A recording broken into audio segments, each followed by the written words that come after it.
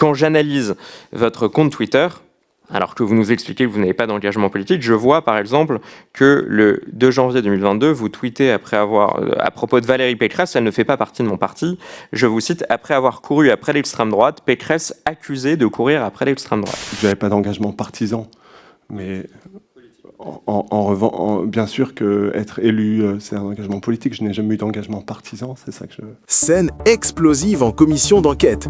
Bertrand Rutilly, directeur des antennes de France Inter, est pris au piège par ses propres tweets contre le Rassemblement national.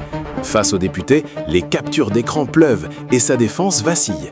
Je constate, mais des millions de Français qui nous suivent constatent une forme de surreprésentation de cadres de partis de gauche parmi les cadres dirigeants de l'audiovisuel public.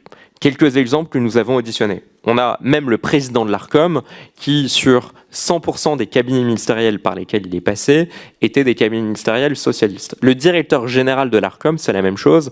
100% des cabinets ministériels par lesquels il est passé sont des cabinets socialistes.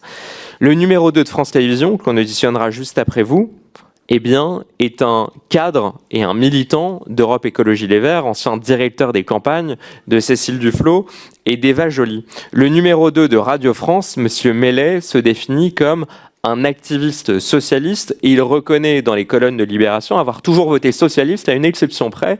Il a voté pour Europe Écologie Les Verts. Nous vous auditionnons ce matin et vous êtes le directeur des antennes de France Inter et vous expliquez que vous avez été conseiller municipal Europe Écologie Les Verts de Boulogne jusqu'en 2023. Est-ce que vous convenez que, d'une certaine façon, nous n'ayons pas rencontré à une reprise un dirigeant ou un cadre ou une personne qui a une influence sur la ligne éditoriale des chaînes de l'audiovisuel public qui ait eu un mandat de droite? Comment vous l'expliquez et comment vous réussissez à concilier votre mandat de conseiller municipal Europe Écologie Les Verts avec votre exigence d'impartialité, d'honnêteté et de pluralisme en tant que directeur des antennes de France Inter? Je vais apporter quelques précisions parce que je pense qu'il y a un malentendu.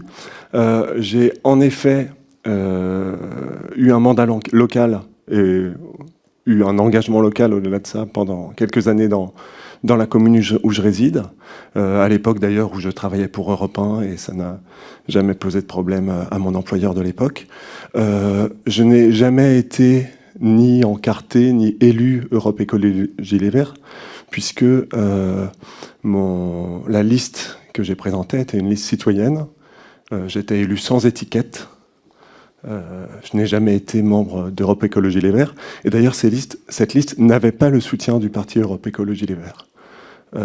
Il se trouve ensuite, au sein du conseil municipal, qu'on a fait un groupe commun pour une raison qui intéressera sans doute pas beaucoup les gens qui nous écoutent, mais je vais vous répondre avec précision.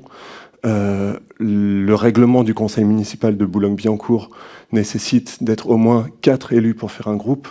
De ma liste, on était 2 élus. Encore une fois, j'étais élu sans étiquette. La liste Écologie Les Verts avait eu 2 élus aussi.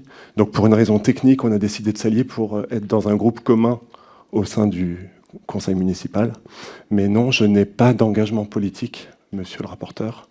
Et c'est pourquoi j'ai pas cru bon de signifier cet engagement local qui m'a occupé quelques années alors que je travaillais à Europe 1 et qui, de toute façon, était terminé avant que j'arrive à Radio France. J'ai du mal à comprendre votre réponse, Monsieur Rutilly. Vous expliquez que vous n'avez pas d'engagement politique. J'ai analysé votre compte Twitter, qui est un compte public, et je le rappelle, vous êtes directeur des antennes de France Inter, ce qui est une lourde charge qui vous impose de respecter la loi Léotard de 1986, qui impose à tous les dépositaires, notamment de missions de service public, de faire preuve d'honnêteté, d'indépendance, de pluralisme. Quand j'analyse votre compte Twitter, alors que vous nous expliquez que vous n'avez pas d'engagement politique, je vois par exemple que le 2 janvier 2022, vous tweetez après avoir, à propos de Valérie Pécresse, elle ne fait pas partie de mon parti, je vous cite, après avoir couru après l'extrême droite, Pécresse accusée de courir après l'extrême droite. Le 19 avril 2022, sur votre compte Twitter, vous parlez à propos de Marine Le Pen d'amateurisme érigé au rang d'art. Le 8 janvier 2022, vous tweetez ni plus ni moins, je vous cite, la jeunesse emmerde le Front National. Et enfin, le 30 juin 2022, à la suite de la nomination de 2 vice-présidents RN à l'Assemblée nationale, ce qui est conforme d'ailleurs au règlement de l'Assemblée nationale dont nous faisons partie, vous écrivez « Idée bizarre de confier 2 vice-présidences à des ennemis de la démocratie ». Comment, monsieur Rutilli, vous pouvez nous dire que vous n'avez pas d'engagement politique à la lecture publique de vos comptes Twitter? Comment est-ce que vous justifiez ça? Les tweets que vous citez précèdent tous mon arrivée à Radio France. Donc naturellement, au moment où ils ont été publiés, je n'avais pas de fonction à Radio France, donc Radio France ne pouvait pas être engagé dans ces tweets. Par ailleurs, vous avez fait une sélection très, très orientée. Je peux vous dire qu'au niveau local, au moment où j'avais ce mandat local, je vous ai dit que je n'avais pas d'engagement partisan, mais en revanche, bien sûr qu'être élu, c'est un engagement politique. Je n'ai jamais eu d'engagement partisan, c'est ça que j'avais dit. Croyez-moi, les remarques aussi acerbes que je pouvais faire vis-à-vis de partis de l'autre côté m'ont posé plus de soucis au niveau local, notamment avec les élus écologistes avec lesquels je siégeais, que les quelques exemples que vous avez pris. Donc, si vous analysiez la totalité de mes publications, c'est pas spécialement orienté plus dans un sens que dans l'autre. Pourquoi vous ne mettez pas compte personnel et pourquoi vous écrivez directeur des antennes et de la production de France Inter? Pourquoi vous ne mettez pas c'est un compte personnel, mes tweets n'engagent que moi? Ça serait plus simple. Non mais je le dis voilà, très clairement. Il y a une question de chronologie. Les tweets ont précédé mon arrivée à Radio France. J'aurais pu ne pas préciser quand c'est arrivé que j'avais ces nouvelles fonctions à Radio France. De fait, vous pourrez observer que le compte est pas actif ces derniers mois. Si vous avez regardé depuis mon arrivée à Radio France, je pense qu'il n'y a pas un seul tweet qui commente l'actualité politique. En effet, il n'y a pas de tweet depuis que vous êtes arrivé à Radio France. Monsieur le rapporteur. Monsieur le directeur, vous nous expliquez que votre engagement en tant que conseiller municipal n'était pas un engagement politique, que vous n'avez pas eu d'engagement politique. Je vous cite des tweets, notamment vous tweetez « La jeunesse emmerde le Front National », qui est une forme d'engagement politique parfaitement assumée et décomplexée. Monsieur le directeur, vous êtes garant de la chaîne France Inter, qui est l'une des chaînes les plus écoutées en France. Est-ce que vous estimez que l'UDR et par exemple que mes collègues Caroline Parmentier, est-ce que vous estimez que ce sont des ennemis de la démocratie? J'ai commencé ma présentation par rappeler mes fonctions à Radio France et à France Inter en l'occurrence. Je suis directeur des antennes et de la production. Je n'ai pas de responsabilité éditoriale.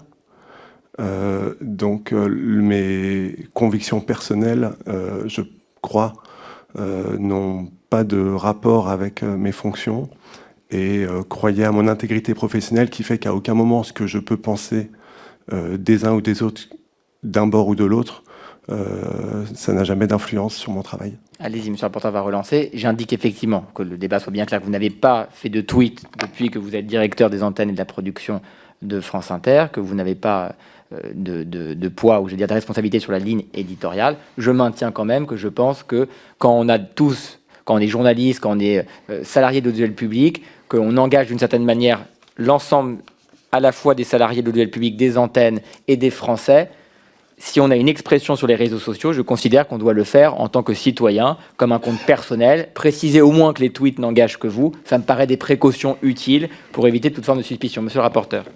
Merci, monsieur le directeur. Vous expliquez que ce sont des convictions personnelles.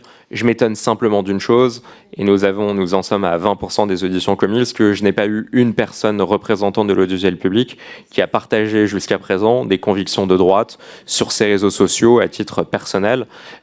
Autant que je vous vois, vous êtes tous systématiquement à partager des convictions de gauche, du Parti Socialiste, d'Europe Écologie Les Verts, ou parfois d'extrême gauche. Je n'ai pas un contre-exemple à vous apporter.